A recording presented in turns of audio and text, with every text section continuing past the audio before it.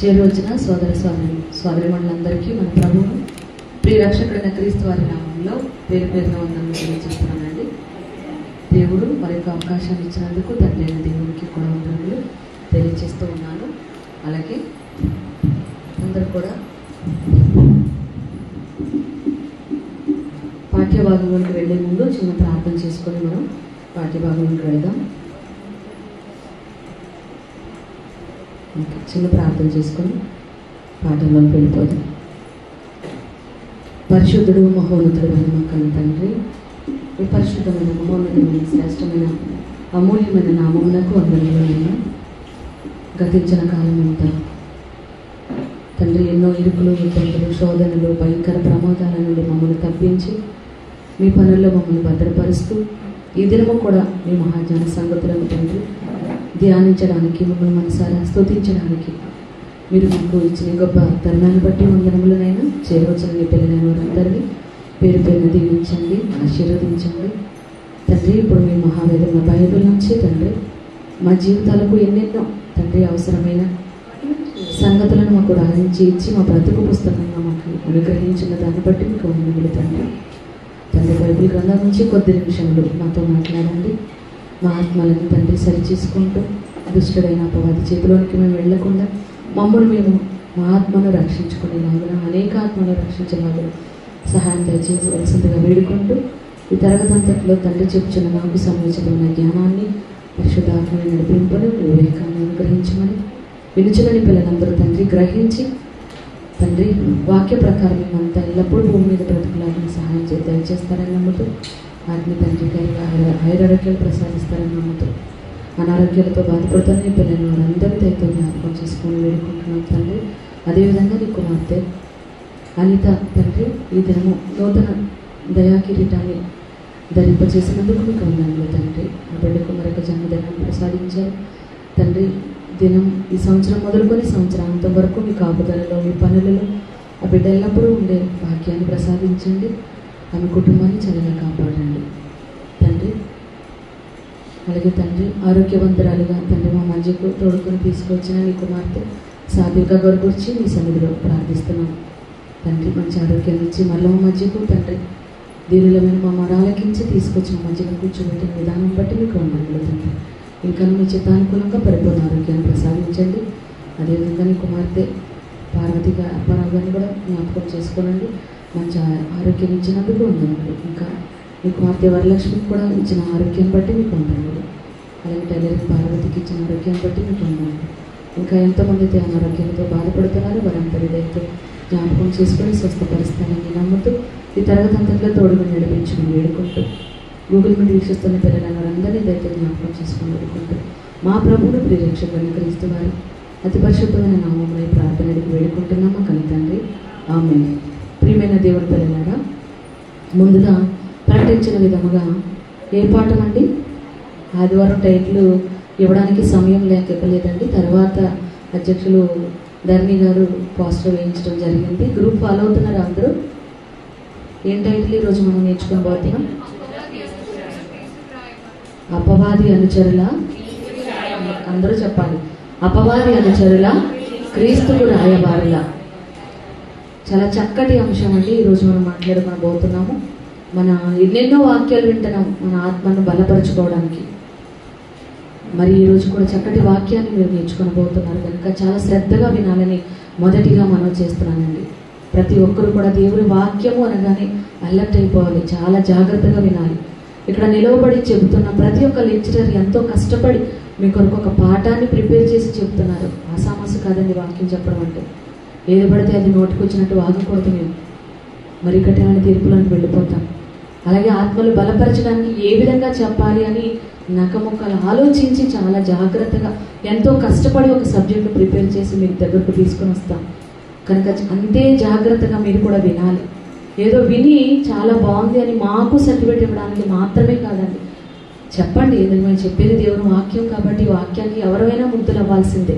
బాగుందని చెప్పండి, తప్పులేదు. కానీ అంతటితో ఆగిపోవాలనేది దేవుని ఆలోచన కాదు. కానీ వాక్యం విన్న మనము ఎన్ని వాక్యాలు వింటున్నా, ప్రతి వాక్యం వింటున్నా మనం ఏం చేయాలండి? ఎందుకు వాక్యం వింటున్నాం?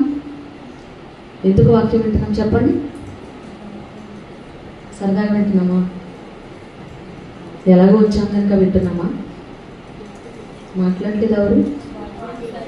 వాక్యానుసారంగా ప్రతి ప్రార్థనలో ఇందాక సహోదరి కె సుజాత గారు కూడా ప్రార్థిస్తున్నప్పుడు ఆ వాక్యము మేము అనుసరించి వాక్య ప్రకారము నడుచున్నాం. అలాగే కదండి మనం అందరం కోరుతాం, ప్రార్థన చేస్తాం. వాక్యం వింటాము, విన్న వాక్య ప్రకారం మేమంతా ప్రవర్తించులాగున మాకు సహాయం దయచేయండి తండ్రి అని దేవునిని సహాయము కోరి మనం ఏ ప్రయత్నము చేయకుండా కేవలం వచ్చి వినేసి వెళ్ళిపోతే మనల్ని మనమే మోసపుచ్చుకుంటున్నామండి. ఇప్పుడు వాక్యము వినబడుతున్న వాక్యము వింటున్నామంటే అండి ఎవరినో పరీక్షించడానికి కాదు, ఎవరినో చెక్ చేయడం గురించి కాదండి. మనల్ని మనం చెక్ చేసుకోవాలండి. మనల్ని మనము పరీక్షించుకోవాలి. అందుకేనండి వాక్యం ఎందుకు అనుకుంటున్నారు? మనం ఏం చేస్తాం? మనల్ని మనం చూసుకోమండి. ఒక వాక్యం వింటున్నప్పుడు అదిగో పలానా వారి కొరకే, లేకపోతే పలానా వారి కొరకే అని అనుకుంటూ ఉంటాం. కానీ అది నా వరకు ఎంతవరకు నేను అనుభవించుకోవాలి, నేను ఎంతవరకు మారాలని మొదట మనం గ్రహించాలి. మొదట మనం ఆలోచన చేయాలండి. ఎందుకంటే వాక్యము మనకు ఆత్మలను రక్షించేది. మొదట మన ఆత్మను రక్షించుకోవాలి కదండి. ఎవరాత్మకు ఎవరు బాధ్యులు చెప్పండి? ఎవరాత్మకు వారే బాధ్యులు. మీ ఆత్మ కొరకు మీరే బాధ్యులు, నా ఆత్మ కొరకు నేనే బాధ్యురాలిని. కనుక మొట్టమొదటిగా సొంత రక్షణ నిమిత్తము అన్నారు మన ప్రభు అయిన యేసుక్రీస్తు వారు కూడా. మొదట తన సొంత రక్షణ నిమిత్తము, తర్వాత సెకండరీ థింగ్ అండి, తర్వాత ఎదుటివారి రక్షణ కొరకు.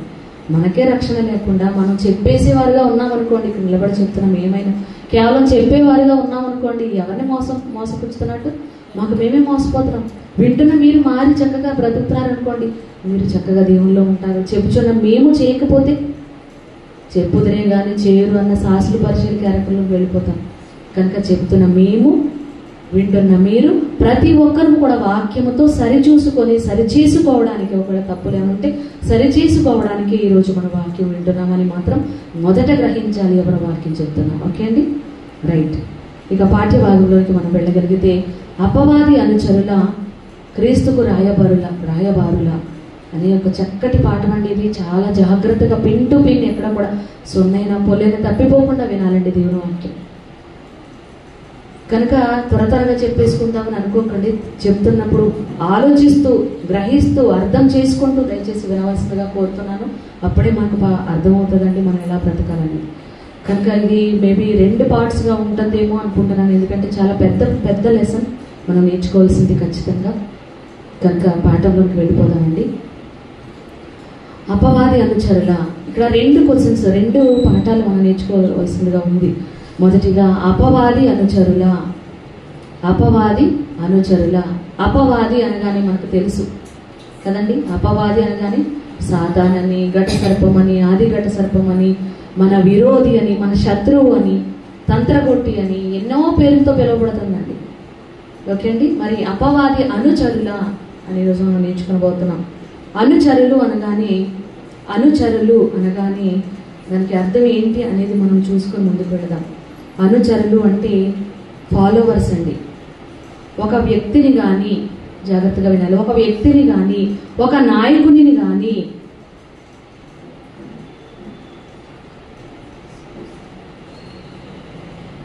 అనుచరులు అనగానే ఒక వ్యక్తిని కానీ,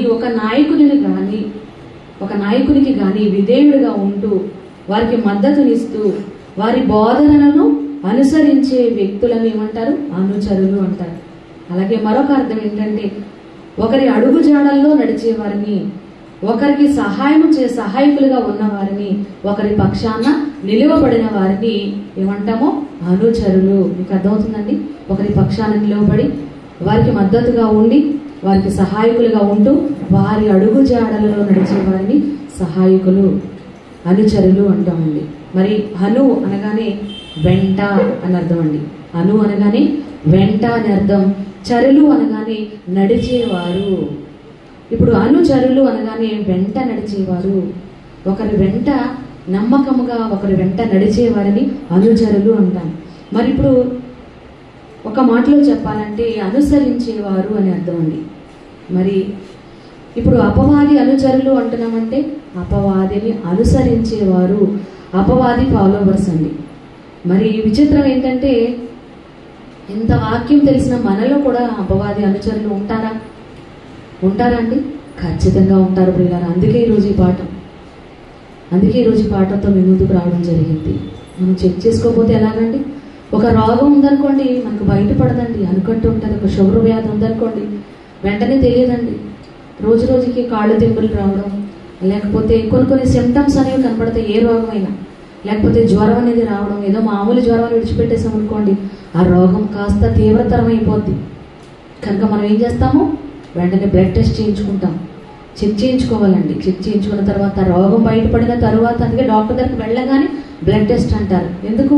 రోగం నిర్ధారణ జరిగితేనే ఆ రోగానికి సరి అయిన మెడిసిన్ అనేది పడుతుంది.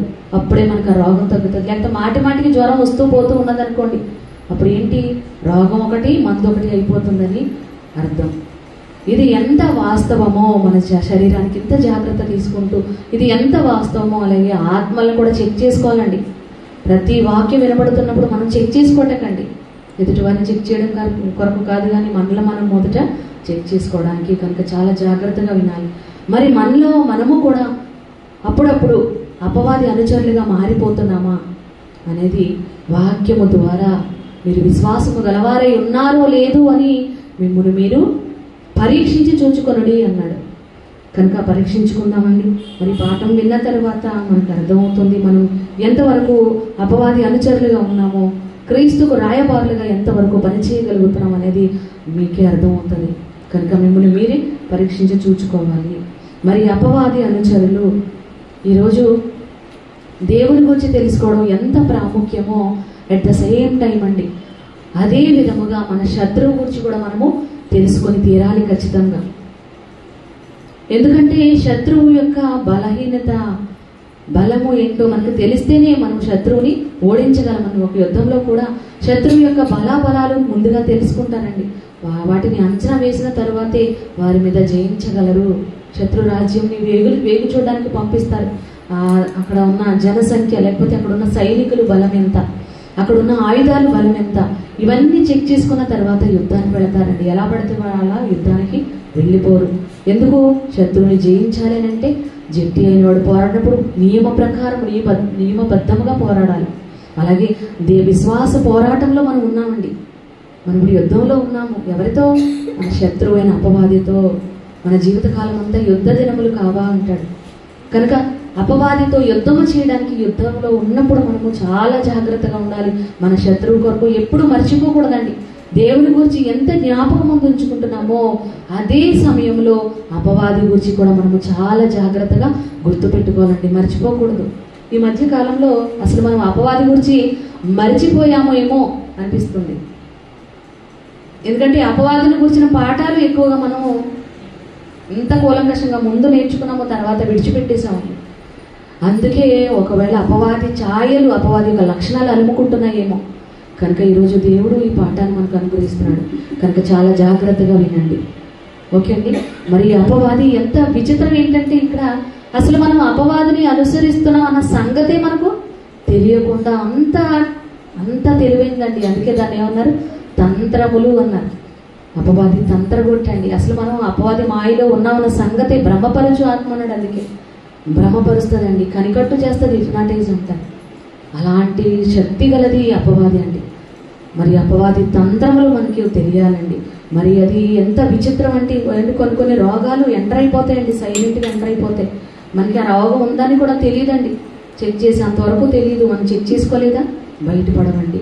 ఎంతవరకు తీవ్రతరం అయిపోతాయంటే ఒకవేళ ప్రాణాపాయ స్థితి కూడా కలిగించే ప్రమాదం ఉంది. కనుక అపవాది కూడా చాపు కింద నీరులా మన జీవితాల్లోనికి, లేకపోతే మన సంఘంలోనికి ప్రవేశిస్తుంది. చిన్న విషయాలే అనుకుంటాం, వాటిలో కూడా ప్రవేశించి దాన్ని చిలికి గాలి వల్ల పెద్దది చేసిస్తుందండి. కనుక చాలా జాగ్రత్తగా మనల్ని మనం చెక్ చేసుకోవాలి. అందుకే ఈరోజు మనం నేర్చుకుంటున్నాం.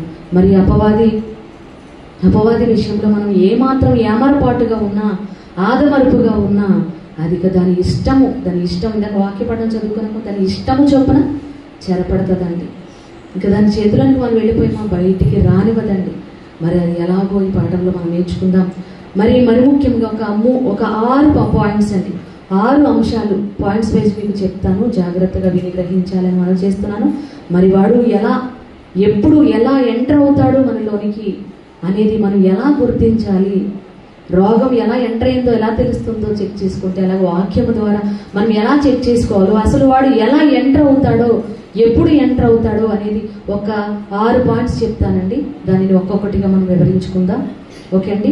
మొదటి పాయింట్ ఏంటి అంటే, మరి అపవాది మనలోనికి ప్రవేశించింది అని తెలియడం కోసం మనం ఎలా అవుతామంట, విశ్వాసంలో లేక వాక్య విషయంలో మనము బలహీనంగా ఉన్నామనుకోండి, అప్పుడు దొరికిందే సందని అపవాది ఎంటర్ అయిపోద్దండి. ఓకే అండి. దీన్ని తర్వాత వివరిస్తాను. వాక్య విషయంలో లేక విశ్వాస విషయంలో మనం ఎప్పుడైతే బలహీనులుగా ఉంటామో అప్పుడు అపవాది ఎంటర్ అయిపోవాలని చూస్తుందండి. ఎందుకంటే సత్యవాక్యాన్ని ఎరిగిన వారంగా మన దగ్గరే ఉంటారు కదండి. వారినిషలు మనతోనే దాని పని కనుక మన ప్రక్కనే మన చుట్టూనే ఆవహిస్తూ ఉంటుంది. ఎవరి రూపంలో రావాలి, ఎలా ఆవహించాలి అని. కనుక చాలా జాగ్రత్తగా ఉండాలి. ఎప్పుడు ఎంటర్ అవుతుందండి? ఫస్ట్ పాయింట్ ఏంటి? అందరూ చెప్పండి. విశ్వాస విషయంలో లేక వాక్య విషయంలో ఎప్పుడైతే మనం బలహీనులుగా ఉంటామో అప్పుడు అది మనలో ప్రవేశించడానికి దానికి ఈజీ అయిపోద్దండి. ఓకే. రెండో పాయింట్, ఇంకా ఆత్మీయంగానే కాదు, శారీరకంగా మన బలహీనతలు ఉన్నాయనుకోండి. శారీరక బలహీనతలు కానీ, శరీర అనారోగ్య పరిస్థితులు కానివ్వండి, శారీరక బలహీనతలు ఉంటాయి.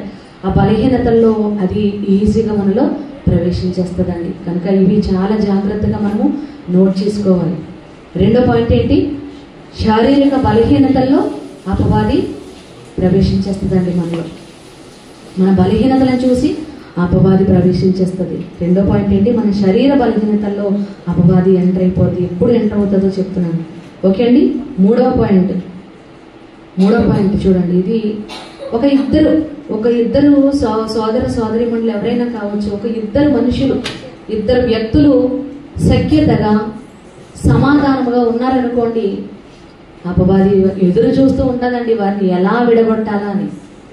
అర్థమవుతుందా? ఇద్దరు వ్యక్తులు సమాధానంగా ఉన్నప్పుడు అపవాది ఎంటర్ అవ్వాలని చూస్తారు. థర్డ్ పాయింట్ ఏంటి? ఇద్దరు వ్యక్తులు ఐక్యత కలిగి సమాధానము కలిగి ఉన్నప్పుడు వారిలో ఎంటర్ అవ్వాలని, ఎలాగైనా విడగొట్టాలని చూస్తుందండి. ఓకే అండి. ఎందుకంటే దానికి అంతా కూడా కలిపే సఖ్యతగా ఉంటుంది, వారం లేదండి. అంతా కూడా దాన్ని డివైడ్ అండ్ రూల్, విభజించి పాలించడం, ఐక్యత కలిగి ఉండడం, సహోదరులు ఐక్యత కలిగి ఉండడం దేవుని యొక్క లక్షణం అయితే అపవాది లక్షణం ఏంటి? విడగొట్టి పాలించడం. ఓకే అండి. అర్థమవుతుంది కదా అందరికీ? కనుక ఇద్దరు వ్యక్తులు సమాధానంగా ఉంటే అప్పుడు అపవాది ఎంటర్ అవ్వాలని చూస్తుంది. ఎందుకు? విడగొట్టడానికి. ఓకే అండి. ఇది థర్డ్ పాయింట్. ఇక 4వ పాయింట్ చూడండి. 4వ పాయింట్ ఏంటంటే, అపవాది మంచివాడేనండి. ఎందుకు మంచివాడు అన్నానంటే, అపవాదికి మనం అవకాశం ఇవ్వకుండా అపవాది మనలోనికి ఎంటర్ అవ్వదండి. మనం అవకాశం ఇస్తేనే వస్తుందండి. 4th పాయింట్ ఏంటి? అవకాశం ఇస్తేనే మనలో ఎంటర్ అవ్వాలని చూస్తుంది. ఇప్పుడంతా ఎదురు చేతులు ఇవంతా అపవాది ఎంటర్ అవ్వాలని ఎప్పుడు చూస్తుంది, ఎలా ఎంటర్ అవుతుంది మనలోనికి. ఓకే అండి. మనం తెలుసుకోకపోతే ఎలాగండి మన శత్రువు గురించి. ఓకే. 4వ పాయింట్ ఏంటి? అపవాదికి అవకాశం ఇస్తేనే అది ప్రవేశించడానికి చూస్తుంది. ఓకే అండి. నెక్స్ట్ 5th పాయింట్, 5వ పాయింట్, అబద్ధాలతో ఎంటర్ అవుతుందండి. దాని రాకే ఎలా ఉంటుంది అన్నాడు? అబద్ధముతో కూడినై ఉంటుంది. ఎలా ఎంటర్ అవుతుంది? 5వ పాయింట్ ఏంటి? అబద్ధాలతో దాని రాక ఉంటుందండి. ఓకే అండి. ఇక 6వ పాయింట్, ఈ లోక మర్యాదను మనం అనుసరిస్తున్నాం అనుకోండి, అప్పుడు ఎంటర్ అయిపోద్దండి. ఎంటర్ అయిపోవడం ఏంటి? ఇంకా అదే కదండి. లోక మర్యాదను మనం అనుసరిస్తున్నామంటే మనం ఎవరిని అనుసరిస్తున్నట్టు? అపవాది అనుచరులు. ఆటోమేటిక్గా అపవాది అనుచరులు అండి. ఎందుకు అనేది వివరిస్తాను. ఓకే. ఈ 6 పాయింట్స్ మనం వివరించుకుందాం. అదే ఈరోజు మనకి సరిపోతుంది. నెక్స్ట్ క్రీస్తుకు రాయబారులు అనేది నెక్స్ట్ ఎపిసోడ్లో దేవుని చిత్తమైతే నేర్చుకుందాం. ఓకే. ఒక్కొక్కటిగా మనం వివరించుకొని తెలుసుకుందామండి బైబిల్ గ్రంథం నుండి. మొదటి పాయింట్ ఏంటన్నాము? ఏమని తెలుసుకున్నాము? వాక్య విషయంలో లేక విశ్వాస విషయంలో బలహీనముగా ఉన్నప్పుడు అపవాది ఎంటర్ అవ్వాలని చూస్తుందండి. మరి మనము విశ్వాస విషయంలో ఎలా ఉండాలని దేవుడు కోరుకున్నాడు. అందుకే ఎలా ఉండాలని కోరుకున్నాడండి? అల్ప విశ్వాసులుగా మీరు ఉండకూడదు. విశ్వాసమందు స్థిరులుగా కదలని వారుగా మీరు ఉండాలి. అస్థిరులుగా ఉండకూడదండి. అపవాది ఎన్నో అస్త్రాలు ప్రయోగిస్తుంది. అపవాది ఏ రకంగానే వస్తుంది మనల్ని కదిలించడానికి, మన భక్తి నుండి, మన విశ్వాసం నుండి తొలగించడానికి ఎప్పుడు మన ప్రక్కనే కాచుకొని ఉంటానండి గోతుకడ నక్కల అపవాది. మరి అలాంటప్పుడు మనం ఏం చేయాలి? మన విశ్వాసము గలవారై ఉన్నామా లేదా పరీక్షించుకుంటూ ముందుకు వెళ్ళాలి. చాలా జాగ్రత్తగా చూసుకోవాలి. ఆ బలహీనం కొంతగాని విశ్వాసంలో కానీ బలహీన పడ్డామా వెంటనే అపవాది ఎంటర్ అయిపోద్దండి. మరి విశ్వాసంలో బలహీనులుగా ఉన్నామని ఎలా తెలుస్తుంది మనకి? విశ్వాసం తగ్గిపోతుందండి నాకు అని, లేకపోతే మనం చూస్తున్న వారిని కూడా విశ్వాసం తగ్గిపోతుందండి ఫలానా ఆమెకు అని ఎలా తెలుస్తుందండి? కొన్ని మనకు మనం చెక్ చేసుకున్నప్పుడు విశ్వాసం తగ్గిపోతుందని మనకు ఎలా తెలుస్తుందండి? విశ్వాసం ఒక్కటే ఉంటే సరిపోద్దా? విశ్వాసం ఉందని అసలు ఎలా తెలుస్తుంది చెప్పండి? విశ్వాసం ఉందని ఎలా తెలుస్తుంది? దేని ద్వారా తెలుస్తుంది? మనం చేసే పనులండి. ఇప్పుడు భార్యలుగా ఉన్నారు, మీ భర్త ఎడల మీకు ప్రేమ ఉందని ఎలా తెలుస్తుంది? ఐ లవ్ యూ చెప్పడం ద్వారానా, లేకపోతే ఒక గులాబీ పువ్వు ఇవ్వడం ద్వారానా? ఎలా తెలుస్తుంది మీ భర్త ఎడల మీకు ప్రేమ ఉందని? భర్త ఎలా తెలుసుకుంటాడు? మీ పనులను బట్టి. అతనికి ఏ నొప్పి తగలకుండా అతనికి కావాల్సిన ఆహారాన్ని ఇస్తూ, అతనికి కావాల్సిన ఏమంటే వస్త్రాలను శుభ్రపరుస్తూ ప్రతిదీ అతనికి అందించినప్పుడు అప్పుడు ఆమె ఏమనుకుంటాడు భర్త? నా భార్య నన్ను చాలా ప్రేమిస్తుంది. యేసుక్రీస్తు కూడా చెప్పింది అదే కదా, నన్ను ప్రేమిస్తే నా ఆజ్ఞలను గైకుంటారు. పనులండి. విశ్వాసం ఉందో లేదో ఎలా ఉంటుంది? క్రియల ద్వారా. క్రియలు లేని విశ్వాసం మృతమని ఎన్నిసార్లు చదువుకున్నాం. విశ్వాసం అనగానే వెంటనే మీకు గుర్తుకు రావాల్సింది క్రియలు. విశ్వాసం అనగానే కేవలం విశ్వాసం ఉంటే సరిపోదండి. అది ఒంటిగా ఉండి చచ్చినదే ఉంటుంది. కేవలం నమ్మేస్తే దెయ్యాలు కూడా నమ్మేస్తున్నాయి, పైగా ఒడుకుతున్నాయి. మనకు భయం లేదు. దెయ్యాలు కూడా నమ్ముతున్నాయి, కానీ మరి దెయ్యాలు పరలోకి వెళ్ళిపోతాయా? వెళ్ళవండి. మరి మనకు నమ్మికతో పాటు ఉండవలసింది ఖచ్చితంగా కొన్ని బైబిల్ గ్రంథంలో విడదీయని పదాలు ఉంటాయండి. భయభక్తులు. భయం ఉంటేనే మనకు భక్తి వస్తుంది. అలాగే విశ్వాస క్రియలు, నీతి క్రియలు అంటారు. నీతి అంటే నమ్మడం, దేవుని నమ్మడం అయితే ఆ నీతితో పాటు ఉండవలసినది క్రియలు. ఓకే అండి, విశ్వాసంతో పాటు ఉండవలసింది క్రియలు. ఇప్పుడు మనకు విశ్వాసము తగ్గిపోతుంది, విశ్వాసము తగ్గిపోయిందని చెప్పడానికి ఎలా చెప్పగలం? ఇప్పుడు చెప్పండి మీరు, ఇప్పుడు చెప్పండి. క్రియలన్నీ కూడా ఏమవుతుంటాయి? తగ్గిపోతుంటాయి రాను రాను. మన దేవుని పనుల పట్ల ఆసక్తి చూపము, దేవుని వాక్యం వినడానికి ఆసక్తి చూపము, దేవుని సన్నిధికి రావడానికి ఆసక్తి చూపము. అప్పుడు మనకి ఏమర్థం అవ్వాలి? మన విశ్వాసం సన్నగిల్లిపోతుంది, అల్ప విశ్వాసం వచ్చేస్తుంది. విశ్వాసంలో మేము బలహీనపడిపోతున్నాం అనుకునే ఆ సమయంలో టక్కమని ఎంటర్ అవుతుందండి. దానికి ఛాన్స్ ఇచ్చిన వాళ్ళు అవుతాం. కనుక బలహీన క్షణములు అంటారు కదా, ఆ బలహీన క్షణంలో పడుతుందండి. కనుక విశ్వాస విషయంలో మనం చాలా జాగ్రత్తగా ఉండాలి. విశ్వాసం గలవారై ఉన్నామా లేదంటే కేవలం నమ్మమని కాదండి, విశ్వాసంతో పాటు నీతి క్రియలు ఉన్నాయా లేవా? దేవుని పనుల్లో నేను చురుగ్గా పాల్గొంటున్నానా లేదా? ఒకప్పుడు చురుగ్గా పాల్గొన్న నేను ఈ మధ్యన ఎందుకు పాల్గొనలేకపోతున్నాను అంటే ఖచ్చితంగా ఏంటి? నా నీతి క్రియలు తగ్గిపోయాయి అంటే నాకు విశ్వాసం తగ్గిపోయింది. ఈ క్షణంలోనే క్యాష్ చేసుకుంటాను అపవాది. కనుక మీకు ఎప్పుడు ఎంటర్ అవుతుందో మీకు చెప్తే ఎలర్ట్ అవుతారండి, మీరు జాగ్రత్త పడతారు. అందుకే ఈరోజు పాఠం. ఎన్నోసార్లు అపవాది గురించి తెలుసుకున్నాం కానీ ఎంత సవివరంగా తెలుసుకోలేదు. మన శత్రువు గురించి మనం ఖచ్చితంగా తెలుసుకోవాలండి ఈరోజు. అందుకే చెప్పడం జరుగుతుంది. ఎన్నో ఆటంకాలు కలిగించినప్పటికీ మనం ఖచ్చితంగా నేర్చుకోవాలి. బైబిల్ గ్రంథంలో దేవుడు మనల్ని ప్రేమించి మన శత్రువు గుట్టు రట్టు చేశాడండి. ఇదిగో శత్రువు ఇలా ప్రవేశిస్తుంది. పిల్లల కోసం ఎంత జాగ్రత్త చూడండి, తండ్రికి ఎంత ప్రేమ మనం అంటే. ఇలాంటి శత్రువు ఎలా రాబోతుందో, ఏ క్షణంలో మనల్ని దెబ్బ కొడుతుందో అన్ని రాయించేసి, పైగా ఉదాహరణలతో పాటు భక్తిహీనుల జీవిత చరిత్రను ఉదాహరణలతో పాటు రాయించి భద్రపరిచి ఇచ్చాడండి. మనం చదువుకుంటున్నప్పుడు, నేర్చుకుంటున్నప్పుడు, వాక్యం వింటున్నప్పుడు శత్రువు కూర్చిన తంత్రములు, అపవాది తంత్రములను మనము ఎరుగని వారము కాము అంటే ఎరగాలండి, ఖచ్చితంగా తెలుసుకోవాలి. ఓకే, కనుక మన విశ్వాస విషయం బలహీనంగా ఉన్నప్పుడు, మన క్రియలు లేనప్పుడు, నీతి క్రియలు లేనప్పుడు, ఏంటి సన్నగిల్లుతున్నప్పుడు దుష్టుడు ఎంటర్ అయ్యే అవకాశం ఉంటుందండి. నీతి క్రియలు లేనప్పుడు ఏ క్రియలు ఎంటర్ అయిపోతాయి మనకి? దుష్ట క్రియలు. నీతి క్రియలకు ఆపోజిట్ ఏంటండి? దుష్ట క్రియలు. కనుక దుష్ట క్రియలు వచ్చేస్తాయండి. ఈ సందర్భంలో ఒక ఎగ్జాంపుల్, ప్రారంభ మానవుడైన ఆదాము గారి కుమారుడు కయ్యను గారిని ఎగ్జాంపుల్ కూడా దేవుడు చూపిస్తున్నాడండి. ఆది కాండము చూడండి ప్రియులారా. ఆది కాండము, ఈ సందర్భంలో ఆది కాండము 4వ అధ్యాయము. త్వరగా ఏదో పాఠం చెప్పేది. లేకపోతే త్వరగా మీ బుర్రలోకి ఎక్కించేలా అనుకోవట్లేదండి. ఈ పాట మనం ఖచ్చితంగా మన ఆత్మీయ జీవితానికి అత్యంత అవసరమైన పాట కనుక జాగ్రత్తగా ఆచితూచి చెప్తున్నాను కనుక జాగ్రత్తగా వినండి, అర్థం చేసుకోవడానికి ప్రయత్నం చేయండి. ఓకే, ఆది కాండము అందరికీ అర్థమవుతుంది కదండి? అందరికీ అర్థమవుతుంది కదా? Okay, right. ఆది కాండము 4వ అధ్యాయము 7వ వచనం అండి. ఇక్కడ సందర్భం ఏంటో మనకు తెలుసు. ఇక్కడ కయ్యను అర్పణ అర్పించాడు, అలాగే హేబేలు తమ్ముడైన హేబేలు కూడా అర్పణ అర్పించాడు. కయ్యను మనస్ఫూర్తిగా అర్పించలేదండి, ఏదో మొక్కుబడిగా. కానీ హేబేలు శ్రేష్టమైనది నా తండ్రికి ఇవ్వాలనేది, నేను శ్రేష్టమైనది అర్పించాలని మనస్ఫూర్తిగా తండ్రికి అర్పించాడు. కనుక ఎవరి అర్పణను దేవుడు లక్ష్య పెట్టాడు అంటే హేబేలు అర్పణను లక్ష్యం ఉంచాడండి. అలా లక్ష్యం ఉంచినప్పుడు ఎవరికి అసూయ వచ్చేసిందండి? అన్నికండి. కయ్యనుకు అసూయ వచ్చేసి ఏం చేశాడు? తమ్ముడిని చంపేశాడండి.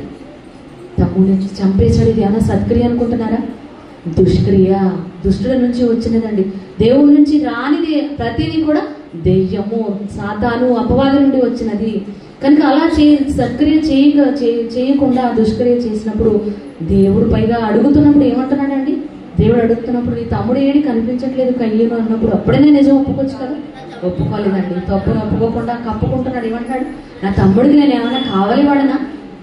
ఎలా మాట్లాడుతున్నాడో చూడండి. అంటే అపవాది ఎంటర్ అవుతే ఎలా ఉంటుందో మనకు అర్థం కావాలి.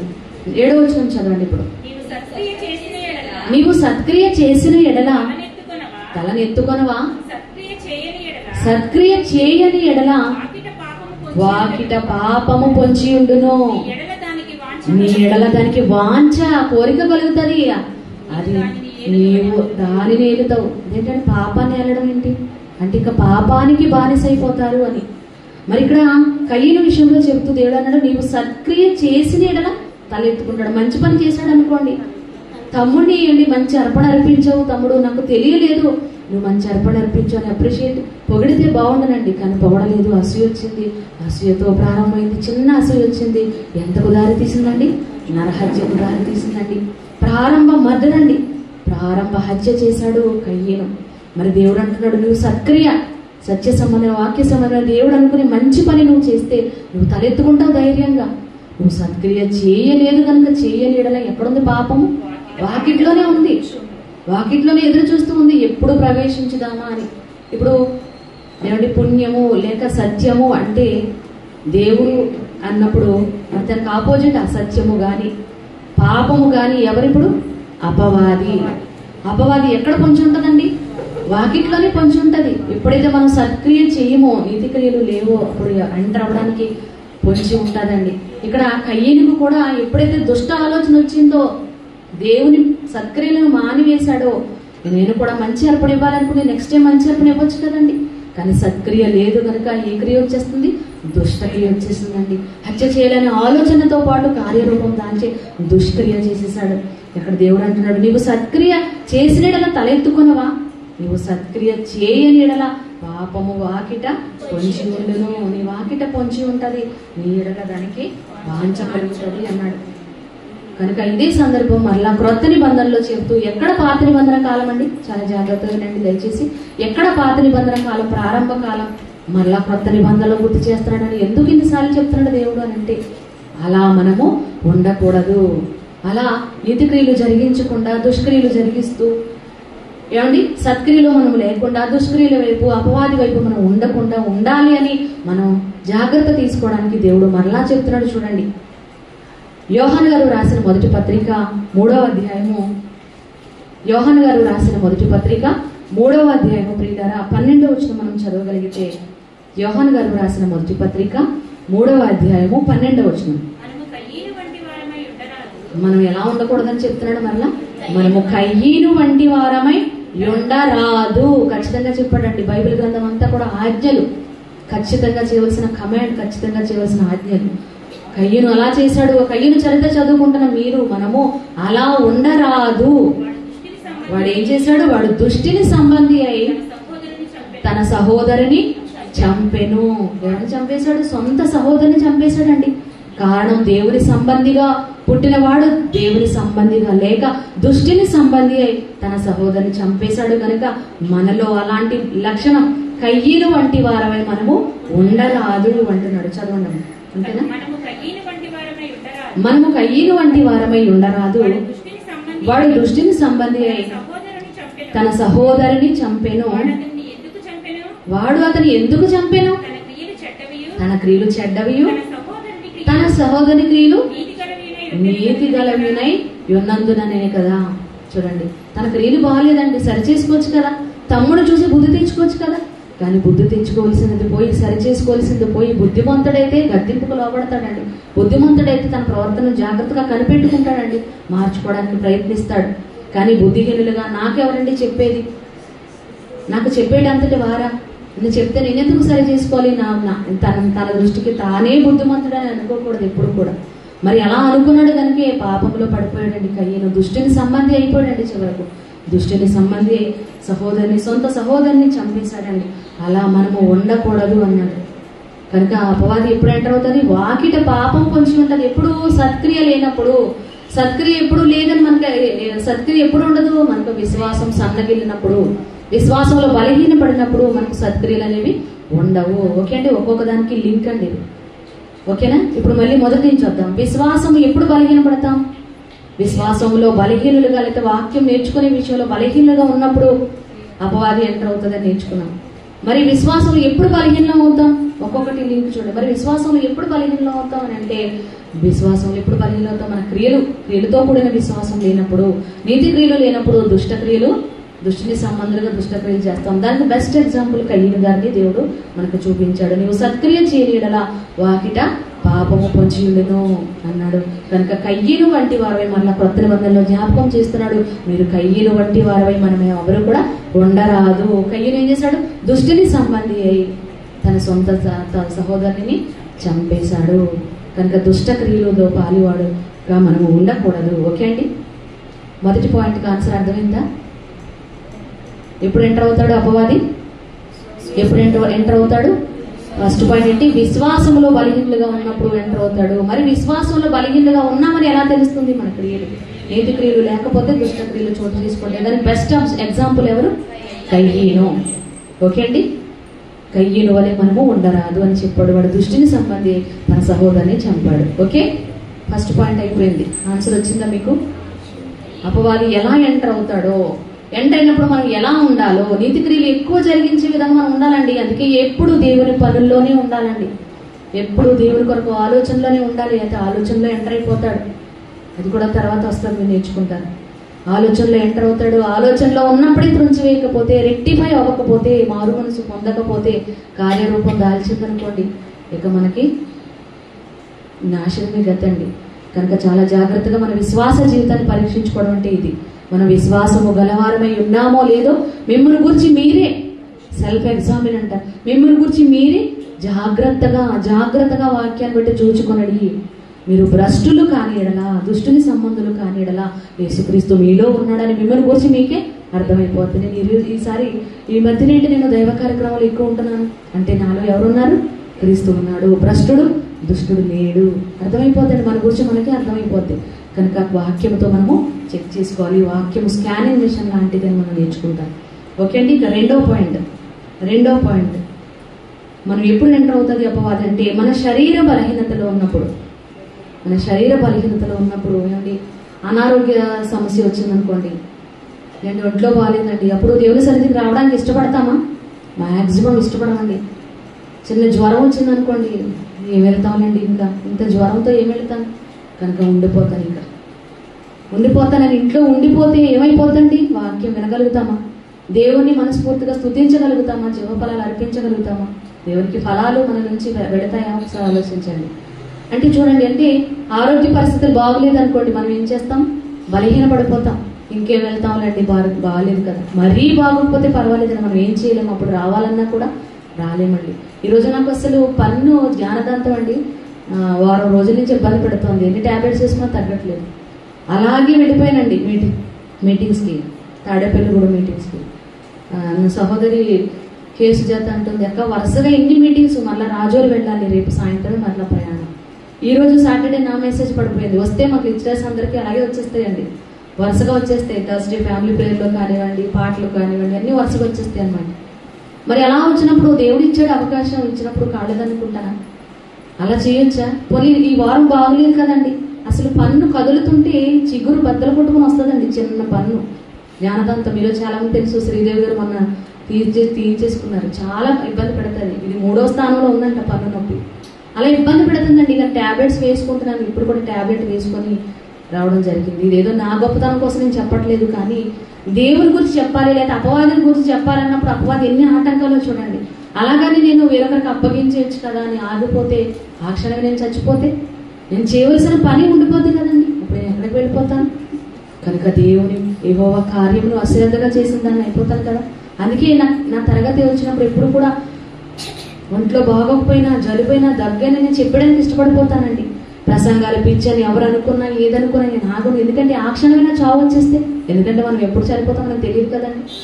ఇంకా నేను గ్యారెంటీ అండి బ్రతికేస్తాను అనడానికి లేదు. కనుక చావు మన ప్రక్కనే ఉంది, ఎప్పుడు వస్తుందో మనకు తెలియదు. కనుక ఎప్పుడు సిద్ధంగా ఉండాలి దేవుని పనుల్లో. దేవుని పని మన చేతికి వచ్చినప్పుడు, చేతికి వచ్చిన ఏ పని అయినా శక్తి లోపము లేకుండా చేసేయాలండి కదా. చెప్పేయడం కానీ చెప్పేస్తాను, నిలబడి పాటించేటప్పుడు పాటించాలి ఖచ్చితంగా. కనుక విషయాన్ని గమనించండి. ఇదేదో నా గొప్పతనం గురించి చెప్పలేదు, నేనే ప్రత్యక్ష సాక్ష్యం అని చెప్పడానికి చెప్పాను. ఓకే అండి. కనుక శారీరక బలహీనతలు ఉన్నాయనుకోండి, ఇంకేం చెప్తావు? ఇప్పుడు నోరు కదుపుతుంటే నొప్పి వచ్చేస్తుంది. అలాంటప్పుడు నువ్వేం చెప్తావు? ఈ వారం కాకపోయి నెక్స్ట్ లెక్చరర్ ఉంది కదా, వాళ్ళకి ఇచ్చేసే వచ్చే వారం చెప్దూలే అని నన్ను ప్రేరేపిస్తుందండి. అయినా కూడా నేను ఎక్కడక్కడ తగ్గకూడదు. ఇంత చిన్న నొప్పికే నేను ఉండిపోతే నేనేమైపోతే నాకు ఏం చెప్పగలను? నేను దేవునికి ఏం లెక్క చెప్పాలి అని చెప్పి నిలబడ్డానండి. వరుసగా వచ్చేసినా పర్వాలేదు రాని అనుకొని వరుసగా టైటిల్ ఇస్తూనే ఉన్నానండి. సేవకుల సదస్సు అంతా దానికోసం బిజీగా తిరిగామండి. లెక్చర్స్ అందరం కూడా చాలా తిరిగాము. అసలు టైం లేదు. ఆదివారం పోస్టర్ వేయాలని ధరణి గారు చెప్పినప్పుడు అధ్యక్షులు గారు అసలు పోస్టర్కి టైటిల్ ఇవ్వడానికి కూడా, ఈ టైటిల్ ఇవ్వడానికి కూడా నాకు ఆలోచించే అంత సమయం లేదు. ఏది పడితే అది ఇచ్చేయకూడదు కదా, అంత సమయం లేదమ్మా, నేను ఇస్తానులే తర్వాత అని చెప్పి ఇక మీటింగ్ వెళతాను, తాడేపల్లిగూడు మీటింగ్ వెళతాను అన్నప్పుడు అనుకోకుండా నాకు థాట్ వచ్చిందండి, ఈ ఆలోచన వచ్చింది. అపవాది కోసం చెప్పాలని కూడా నాకు ఉద్దేశం లేదు అసలు, కానీ అనుకోకుండా టైటిల్ అయితే ఇచ్చేసాను. దాని మ్యాటర్ కూడా నేను ఇంకా ప్రిపేర్ చేసుకోలేదు. తెల్లవారి మేము ప్రిపేర్ చేసుకున్నాండి. రాత్రి 12 గంటలకు వచ్చామండి ఇంటికి చేరాం మీటింగ్ నుంచి, తాడేపల్లిగూడెం నుంచి. మరి రాత్రి ఇంకా టైర్డ్ అయిపోయాం కదా, ఉదయాన్నే లేచి చదువుకున్నాను. అలారం పెట్టుకొని ఉదయం లేచి మీ కొరకు ఇంకా ప్రిపేర్ చేసినప్పుడు అలా వస్తూనే ఉంది. అమ్మో తండ్రి ఇలా తెలియజేయాలనుకున్నాడు నా ద్వారా. అయితే అపవాది కోసం మరలా మనం మర్చిపోతున్నాం, మన శత్రువు గురించి మనం తెలుసుకోకపోతే ఎలా అని చెప్పి మరలా నేను ఇవన్నీ తీసి ఒక 6 పాయింట్స్గా చెప్తే మీకు బుర్రలోకి ఇంజెక్ట్ అవుతుందని ఆలోచించి రాయడం జరిగింది ప్రియులారా. ఇదేదో గొప్పగా చెప్పేయాలి, నన్ను అందరూ పొగడాలి, నేను బాగా చెప్పేసిన అనాలి, ఆ ఉద్దేశం ఇప్పుడు కూడా మా లెక్చరర్స్ ఎవ్వరికీ ఉండదండి. ఎలాగైనా సరే బుర్రలో ఇంజెక్ట్ చేయాలి, ఎలాగైనా దేవుని వైపు మళ్ళించాలి అనే ఆలోచన. ఓకే అండి. కనుక 2వ పాయింట్లోకి వెళ్ళిపోదాము. శారీరక బలహీనత ఉందనుకోండి, మనకి వెనకలాగుతుందండి. ఇదే అదును అని అపవాది ఎంటర్ అవ్వాలని చూస్తుందండి. ఆరోగ్యం బాగాలేదు కదా, ఇంకేం వెళ్తాం?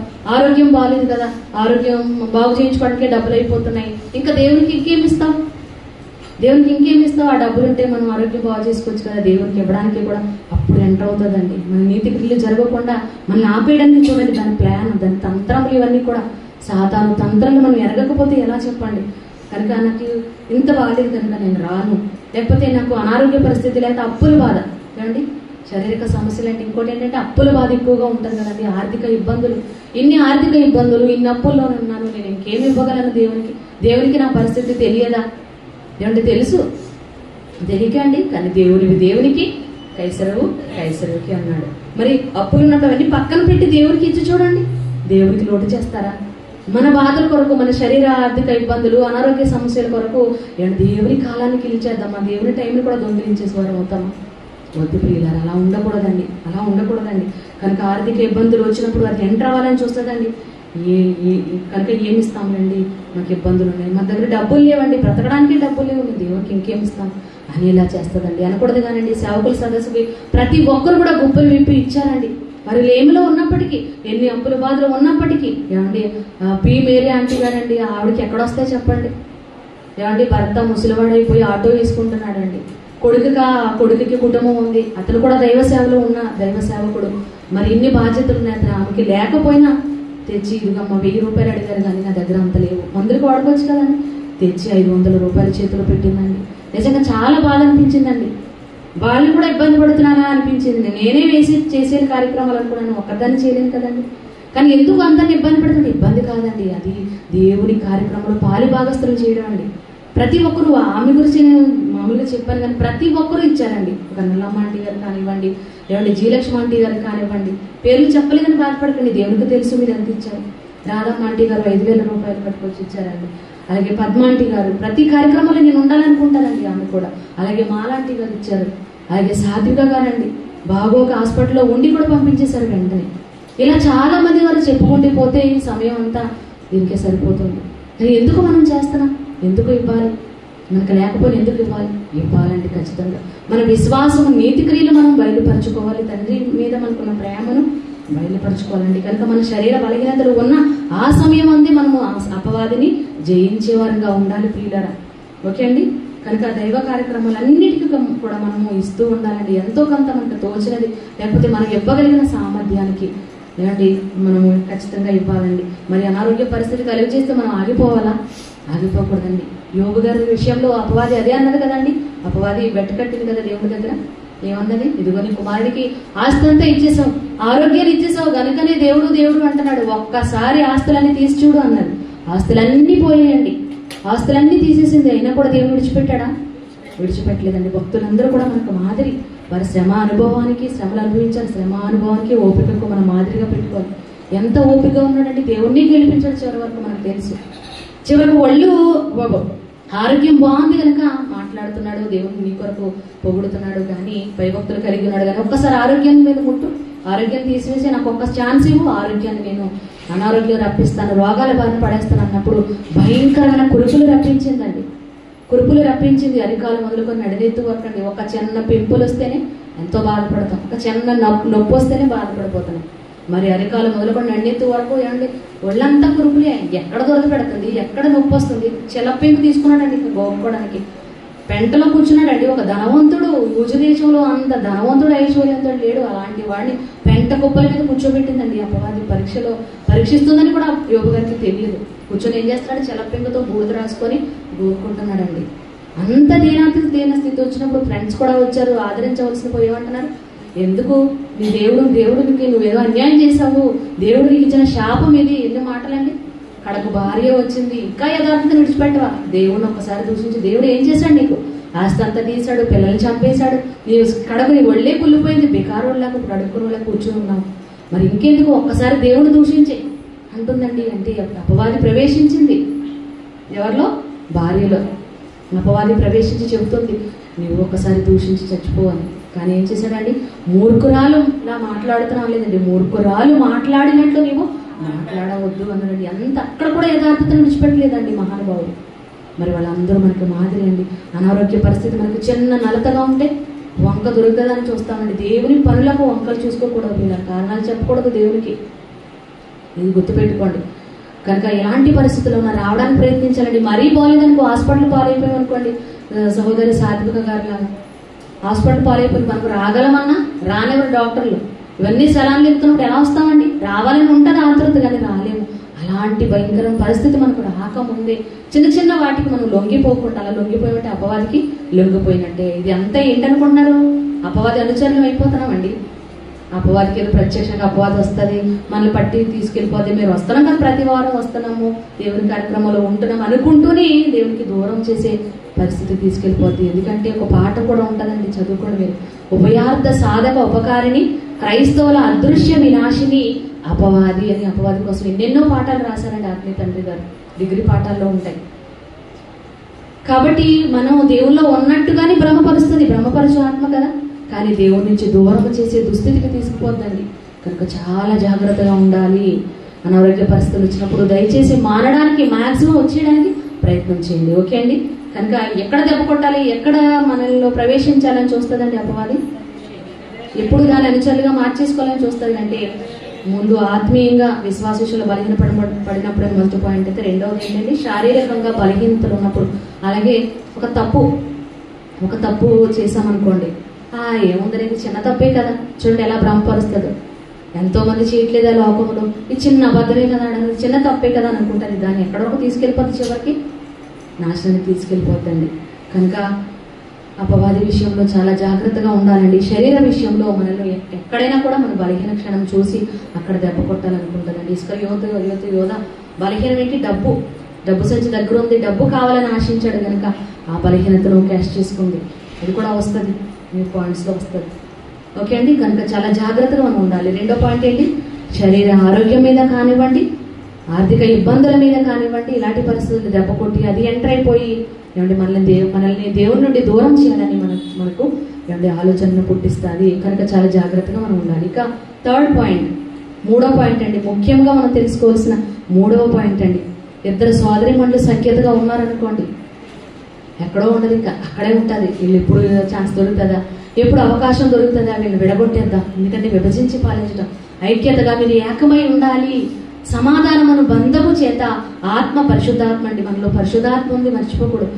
ఆత్మ కలిగించు ఐక్యతను కాపాడుకోవడానికి మీరందరూ కూడా ప్రయాసపడండి అని దేవుడు కోరుకుంటున్నాడండి భక్తుల ద్వారా బైబిల్ గ్రంథంలో.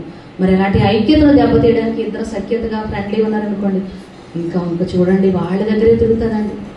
ఎప్పుడు అవకాశం దొరుకుతుందా, ఎప్పుడు వీళ్ళకి చిన్న అపార్థాలతో చేసుకొని విడిపోతారా, దాన్ని గెలికి పెంట చేసి అంటే వారిని విడగొట్టేద్దామని చూస్తుందండి. కనుక చాలా జాగ్రత్తగా ఉండాలి ఈ విషయంలో. సంఘంలో ఇది ఎక్కువగా మనకు కలిగిస్తూ ఉంటుంది. చిన్న చిన్న మనస్పర్ధలండి, పెద్ద పెద్ద కారణాలు ఏముండవు, చిన్న చిన్న అపార్థాలండి. ఈ మనస్పర్ధలు కాస్త అపార్థాలకు చోటు చేసుకుంటుంది. ఈ అపార్థాలకు కాస్త పెద్దవైపోయి ఇక నేను వారితో జన్మలో మాట్లాడను, నేను వారితో ఇంకా కలిసి ఉండను, ఇంకా నేను వారిని క్షమించలేను. ఇవన్నీ ఏంటండి మాటలు? ఎవరివి మాటలు అనుకుంటున్నారు?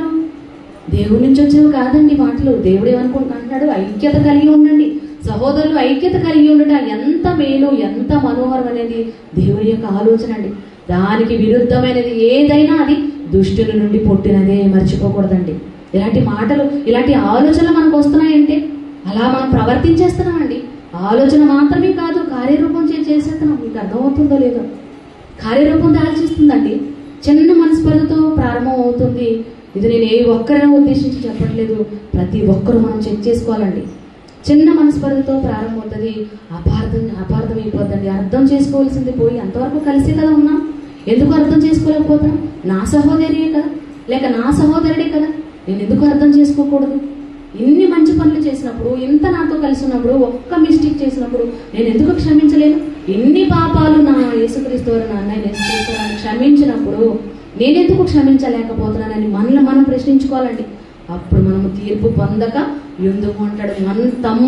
మనల్ని మనము విమర్శించుకొని ఎడలా అంటాడు మరొక చోట. ఎన్ని వాక్యాలండి, ఎన్ని వాక్యాలు రాయించాలి మన కోసం దేవుడు. ఎంత ఆవేదన చెందుతున్నాడు ఒకసారి ఆలోచించాలి. మిమ్మును మీరు విమర్శ చేసుకొని ఎడలా తీర్పు పొందక యుందురు అంటాడు. కనుక ఎందుకు ఆలోచించలేకపోతున్నాం? క్షమించలేమా? అంటే చిన్న గుణం అండి, ఆ చిన్న గుణమే, క్షమాపణ గుణమే మనలో లేకపోతే అది ఎవరి లక్ష్యం వచ్చేసినట్టు? క్షమించదండి అపవాది, ఎవరిని కూడా క్షమించనివ్వదు. మరి అలాంటి గుణము మనలో ఉందంటే ఎవరి అనుచరులు మనం? ఇప్పుడు చెప్పండి, మీకు అర్థమైపోవాలి. ఇలాంటి లక్షణాలు కానీ డెవలప్ అవుతున్నాయేమో ఆదిలోనే త్రుంచేయాలండి. ఆలోచనగా ఉన్నప్పుడే త్రుంచేయాలి ప్రియులారా, లేకపోతే ఎక్కడికో దారితీస్తుందండి. వింటారు ముందుకి ఇంకా భయంకరమైన పరిస్థితులు ఎక్కడికో దారితీస్తుంది. కనుక చాలా జాగ్రత్తగా మనల్ని మనం చెక్ చేసుకోవాలి. వాక్యంతో సహోదరుల మధ్య ఏమైనా ద్వేషం ఉందా? ఏమన్నాడండి? త్రోవలో ఉండగా సమాధానం పడిపోను ఎందుకన్నాడు? కోపం వస్తుంది. కలిసి జీవిస్తున్నప్పుడు ఏవో కొన్ని విషయాల్లో వాళ్ళు మనకు మనసుకు తగ్గట్టు వాళ్ళు లేనప్పుడు చాలా కోపం వస్తుందండి. కానీ ఆ కోపం ఎంతవరకు ఉండాలన్నాడు? మరలా సూర్యుడు అస్తమించే లోపు మీ కోపం ఉండకూడదు. ఎందుకంటే మంచం మీద పిల్లలు ప్లాన్ చేస్తారు, ఇంకా కోపం కాస్త అపార్థాలు కాస్త ఎక్కువైపోతాయి, పగగా మారిపోద్ది, ఎక్కడికో దారితీస్తుంది. కనుక చాలా జాగ్రత్తగా ఉండాలన్నాడు. కనుక మనం ఎప్పుడు ఎంటర్ అవ్వాలని చూస్తుంది? ఇద్దరు సోదరిమణులు ఐక్యతగా ఉన్నారనుకోండి, వారి మధ్య సఖ్యతను చెడగొట్టడానికి అప్పుడు ఎంటర్ అయిపోవాలని చూస్తుందండి. ఎందుకంటే మనం ఇంకా వారి గురించి పడలేదనుకోండి, వారి గురించి పడలేనప్పుడు ఏం చేస్తాం? వారి గురించి ఎదుటి వారికి చెప్తూ ఉంటాం. ఇంకా నన్ను పట్టించుకోలేదు, నా గురించి ఇలా చెప్పారు, నా గురించి ఇంకా ఎదుటి వారి గురించి మాట్లాడుతుంటాం. మీకు నచ్చలేనప్పుడు ఎందుకు? మనం మిత్రులను కాస్త సహోదరులుగా ప్రేమించండి, శత్రులు కూడా ప్రేమించిన అన్నాడు. కానీ శత్రువులు ప్రేమించాం కదా, దేవుడు వాక్యాలు ఏమి మనకు గుర్తు రానివ్వదండి, గుర్తు రానివ్వదు. అందుకే ఇది అసలు ఎవరి క్యారెక్టర్ చూడండి. ప్రకటన గ్రంథము 12వ అధ్యాయం ప్రియులారా, అందరికీ అర్థమవుతుంది అనుకుంటున్నాను. ప్రకటన గ్రంథము 12వ అధ్యాయం ప్రియులారా చూడండి, 10వ వచనం. ఎవరి క్యారెక్టర్ అనుకుంటున్నారు? ఇక సహోదరుల మీద నిందలు మోపుతారండి. ఈ సహోదరి కోసం ఆ సహోదరి దగ్గర, మళ్ళీ ఆ సహోదరి కోసం ఈ సహోదరి. ఏంటండి ఇవంతా? అపవాది అనుచరులు అయిపోతున్నారు. జాగ్రత్త. అపవాది అనుచరులు అయిపోతున్నారండి. అది దేవుని లక్షణం కాదు ప్రియులారా. భయంకరమైన అపవాది మనలో ఎంటర్ అయిపోతుంది. మన దగ్గరే ఉందండి, మనలో ఎంటర్ అయిపోతుంది. కనుక చాలా జాగ్రత్తగా ఉండాలి. ఎవరి లక్షణం ఇది? ప్రకటన గ్రంథం 12వ అధ్యాయం 10వ వచనం చదవండి. మరియు ఒక గొప్ప స్వరం పరలోకం ముందు వచ్చిందండి. పరలోకం నుంచి వచ్చేసిందండి. ఇలాగ చెప్పుట వింటిని రాత్రింబగళ్ళు మన దేవుని ఎదుట, ఎవరి ఎదుటో కాదండి, దేవుని ఎదుటే. దేవుని ఎదుటే మన కోసం ఏం చెప్తుందో చూడండి. మన సహోదరుల మీద నేరము మోపువాడైన అపవాది పడద్రోయబడింది. ఎక్కడికో వెళ్ళిపోయింది అనుకోకండి. అగాధంలో బంధించాడు, కానీ కొంతకాలం మరలా విడిచిపెట్టబడింది. విడిచిపెట్టబడగానే నేరుగా హవ్వ దగ్గరకు వచ్చింది. ఏమండి, భూమి మీదకి వచ్చేసింది. ఇదిగో భూమి మీద నివాసులారా మీకు శ్రమ, ఆకాశ నివాసులారా మీరు ఉత్సహించండి. భూమి మీదకి పడద్రోయబడింది కనుక భూమికి శ్రమ అన్నాడండి. కనుక అది ఏం చేస్తుందంట? పడద్రోయబడిన అది ఏం చేస్తుంది? ఖాళీగా లేదండి. అది దానికి సమయము కొంచెమే అని తెలిసి మీ విరోధి అయిన అపవాది గర్జించు సింహం వలె ఎవరిని మృంగుదా అని వెదకుచు తిరుగుచున్నాడు. ఎన్నోసార్లు చదువుకున్నాం ఏమండి. కనుక ఏం చేస్తుంది? అది రాత్రింబగళ్ళు దేవుని దగ్గరికి వెళ్ళి ఏం చేస్తుంది? రాత్రి అనక పగలనక శ్రమ పడుతుందండి. మరి మనకి ఏ పని లేదా? మనలో కూడా దేవుడు అన్నాడు, సమయం అనక అసమయం అనక ప్రయాసపడండి. దేవుని పనుల్లో మీరు ఉండండి. అంటే ఏదో ఒక పని చేస్తామండి, ఇంకా రిలాక్స్ అయిపోతాం, ఇంకా మనకి ఎంతో పని చేసాం అనుకుంటాం. కానీ దేవుడు అన్నాడు, నిష్ప్రయోజకమైన దాసులమే అనుకున్నాడు. చేయవలసింది చాలా ఉన్నది, మేము చేయవలసిందే చేసాం, ఇంకా చేయవలసింది చాలా ఉన్నది అనుకోవాలండి. కానీ అది ఏం చేస్తుంది? సమయం దానికి తక్కువని తెలిసి ఏం చేస్తుందంట? రాత్రింబగళ్ళు మన దేవుని ఎదుట మన సహోదరుల మీద నేరము మోపువాడైన అపవాది పడద్రోయబడి ఉన్నాడు. చూడండి, ఎక్కడ పడద్రోయబడింది? భూమి మీద కండి, మన మధ్యకే పడద్రోయబడింది. లోకంతో దానికి పని లేదు, మనతోనే పని. దేవుళ్ళ సత్యవాక్యం ఎరిగిన మనతోనే పని అండి. కనుక మన ఐక్యతను చెడగొట్టడానికి, మనల్ని దాని అనుచరులుగా మార్చుకోవడానికి ఏమండి అది అహర్నిశలు ప్రయత్నిస్తుందండి. ఓకే అండి. సహోదరుల మీద ఎల్లప్పుడూ నేరం మోపుతుందండి. చేయవలసిందంతా చేసేస్తుందండి. అది పెట్టవలసిన చిచ్చు అంతా పెట్టేస్తుంది. పాపం మనకి ఏ పాపం తెలియదు, మనం బాగానే ఉంటాం. మన మధ్య చిచ్చు పెట్టాలని ఇప్పుడు మన పాయింట్ ఏంటి? ఇద్దరు సోదరుల మధ్య చిచ్చు పెట్టాలి. సఖ్యతగా ఉన్నప్పుడు ఎలా చిచ్చు పెట్టాలని చూస్తుంది కదా. చిన్నది ఛాన్స్ ఇచ్చామనుకోండి, అది విడగొట్టడానికి ప్రయత్నం చేస్తుంది. దేవుని దగ్గరకు వెళ్ళిపోద్దండి. చేయవలసిందంతా చేసేస్తుంది గ్రౌండ్ వరకు. దానికి ఏమి తెలియలేనట్టు, మనమే నేరం అంతా చేసినట్టు దేవుని దగ్గర ఏం చెప్తుంది? ఎదుగో పలానా నీ కుమారుడు అంటున్నావు కదా, నీ కుమారుడు చూడు ఎలా ఉన్నాడు. నువ్వు ఐక్యతగా ఉండమంటే చూడు సహోదరులతో ఎలా గొడవ పెట్టుకుంటున్నాడు, ఎలా కలహాలు పెట్టుకుని విడిపోతున్నారు. సంఘంలో ఉండవలసిన లక్ష్యమైన నీ లక్ష్యమైన అసలు అది అని దేవునికి ఫిర్యాదిస్తుంది. మళ్ళా ఏమండి, యెహోషువ ఎదుట మనంతా చదువుకుని వచ్చాం, నిలవబడి ఫిర్యాదిస్తుందంట.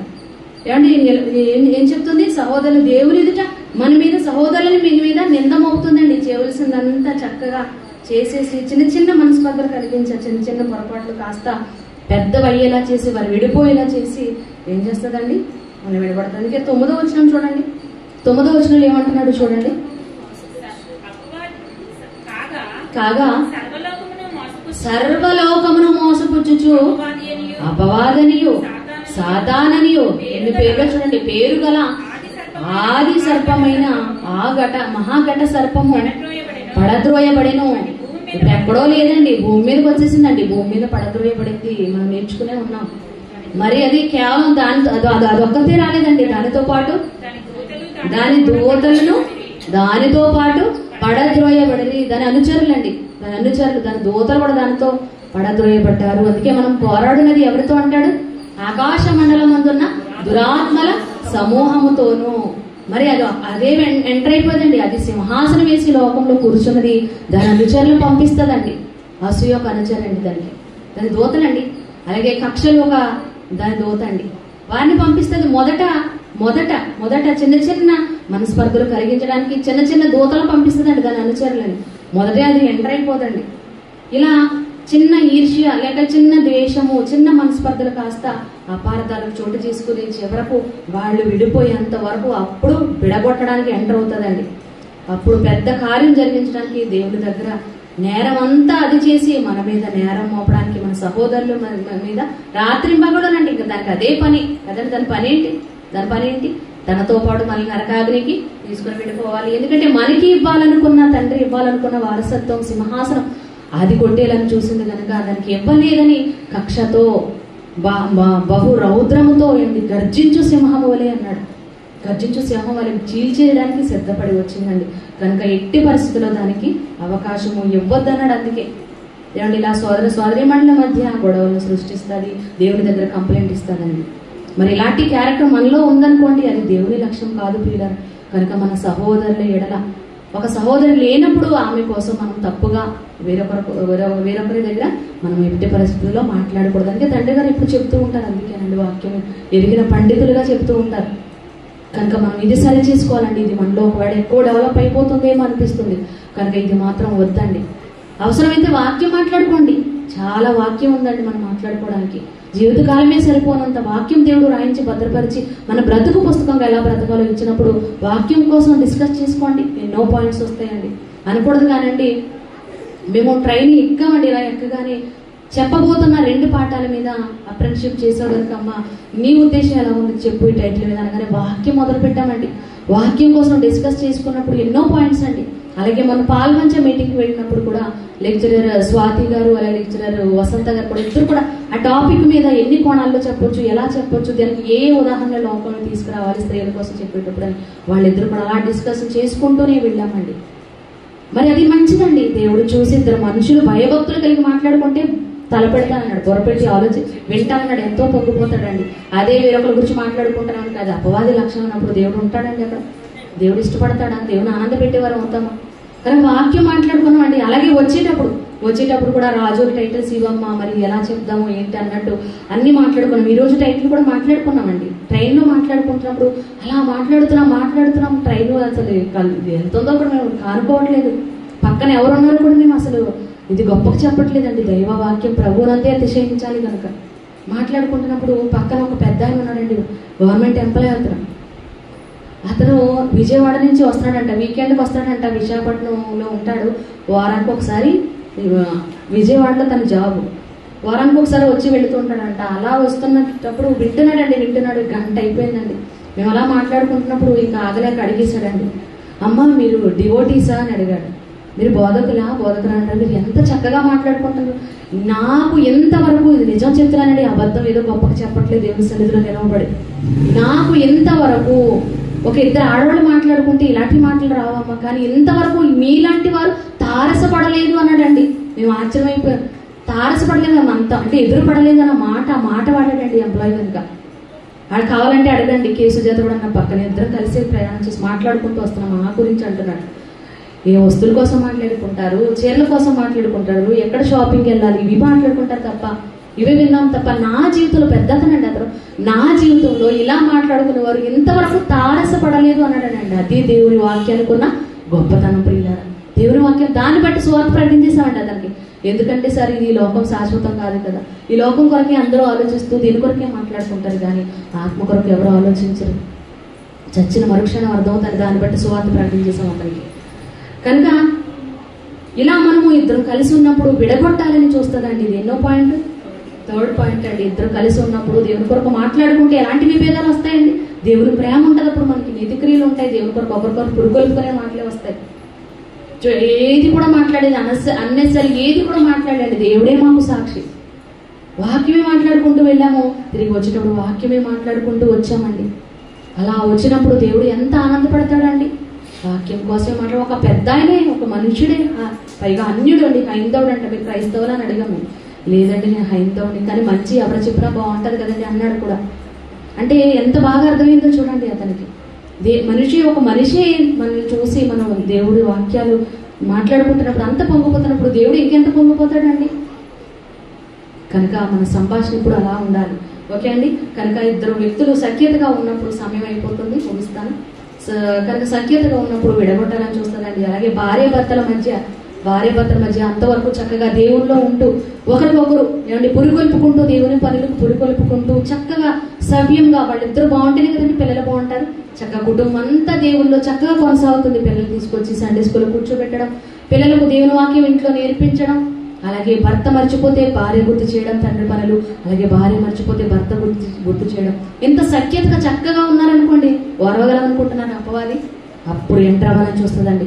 అప్పుడు భర్తకి ఒక చోట నేను విన్నానండి, ఇంత చక్కగా దేవుని భక్తిలో ఉన్న వాడికి భర్త అంతవరకు చాలా బాగున్నాడంట, భక్తి కలిగిన వాడని పెళ్లి చేసుకుంది, పిల్లలు కూడా భక్తిలో పెరుగుతున్నారు, కుటుంబం అంతా చక్కగా సాఫీగా వెళ్ళిపోతుంది అనుకునే టైంలో భర్తకు ఒక జబ్బు వచ్చిందండి.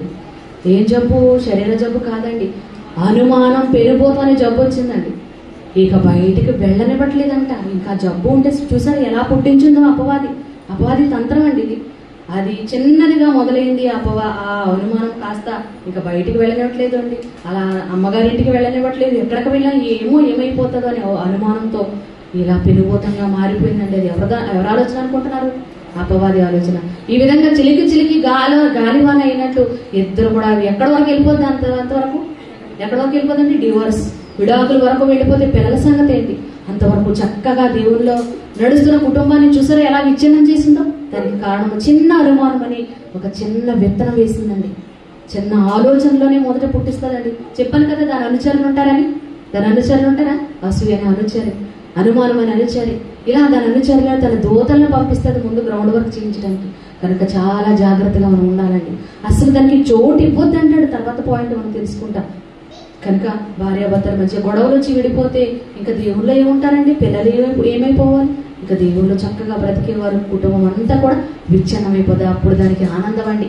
అదే కదండి హబక్కు గ్రంథంలో అంటాడు, అది గంతులు వేస్తుందంట, మనిషిని గుచ్చి లాగుతుంది, దాన్ని వలలో వేసుకుంటుంది, దాని ఉరిలో, దాని వాక్యపట్నం చదువుకున్నాం, దాని ఉరిలో చేజిక్కించుకుంటుందండి.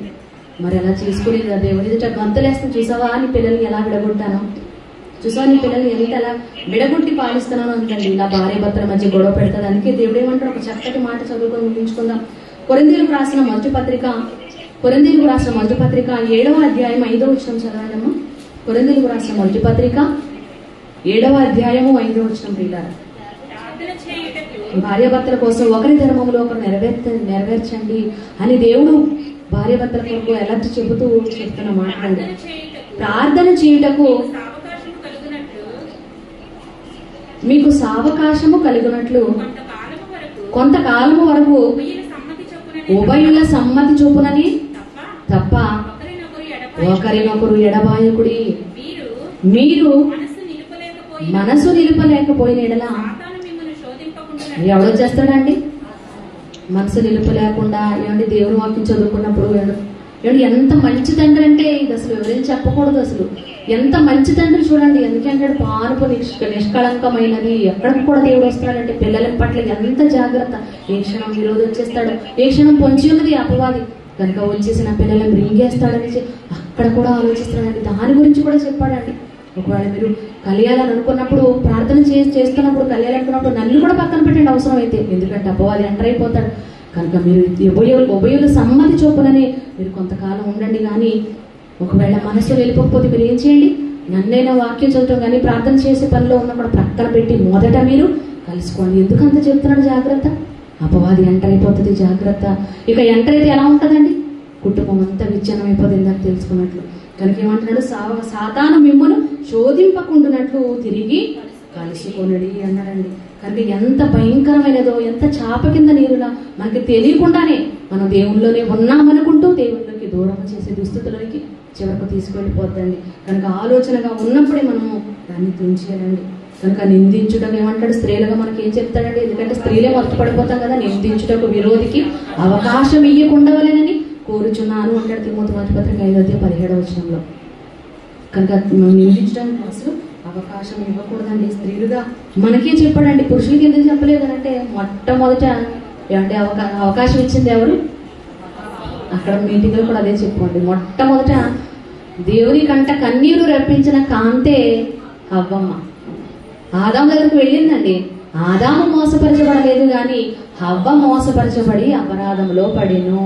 ఆమె తినడమే కాకుండా, ఆమె పడడమే కాకుండా అపరాధంలో, భర్తను కూడా అపరాధంలో పడవేసింది. కనుక బలహీనమైన మామూలు కాదు, ఎక్కువ బలహీనమైన ఘటాలు కనుక మనల్ని చక్కగా దాని అస్త్రాలుగా వాడుకుంటుందండి. మనలో ఎంటర్ అయ్యి మన కుటుంబాన్ని విచ్ఛిన్నం చేసే వరకు మనకు ఆర్థిక ఇబ్బందులు కానివ్వండి, అనారోగ్య పరిస్థితులు కానివ్వండి, మనం ఏ బలహీనత ఉందో అది కలుగ చేసి నెమ్మదిగా చక్కగా దూరం చేసేస్తుందండి. కనుక ఇలాంటి దుస్తులను మనం వెళ్లకుండా ఉండాలి అని అంటే మనము చాలా జాగ్రత్తగా ఉండాలి ప్రియులారా, చాలా జాగ్రత్తగా ఉండాలండి. ఓకే అండి, ఇంతటితో ఆపుదాము. ఇంతవరకు అర్థమైంది అనుకుంటున్నాను. ఓపికగా విన్నందుకు మీ అందరికీ కూడా వందనములు. ఇంత చక్కటి అవకాశం ఇచ్చినందుకు తండ్రి అయిన దేవునికి, అలాగే అధ్యక్షులు ఉపాధ్యక్షుల వారికి ప్రత్యేక వందనం తెలియజేస్తున్నాను. ఆత్మీయ తండ్రి గారికి ప్రత్యేక వందనం తెలియజేస్తున్నాను. నెట్ వీక్షిస్తాను, గూగుల్ మీట్ ద్వారా వీక్షిస్తున్న వారందరికీ ప్రత్యేక వందనం ఉంది. ఓపికగా ఉంది అందరికీ కూడా మరొకసారి వందనం తెలియజేస్తూ వాక్యం విని వాటి ప్రకారం మనం అంతా కూడా జీవించి ఎప్పుడు ఎలర్ట్గా ఉండాలని మీ అందరూ కూడా ప్రేమపూర్వకంగా కోరుకుంటూ మాటలు చెప్పి ముగిస్తున్నాను. అందరికీ వందనం. Thank you.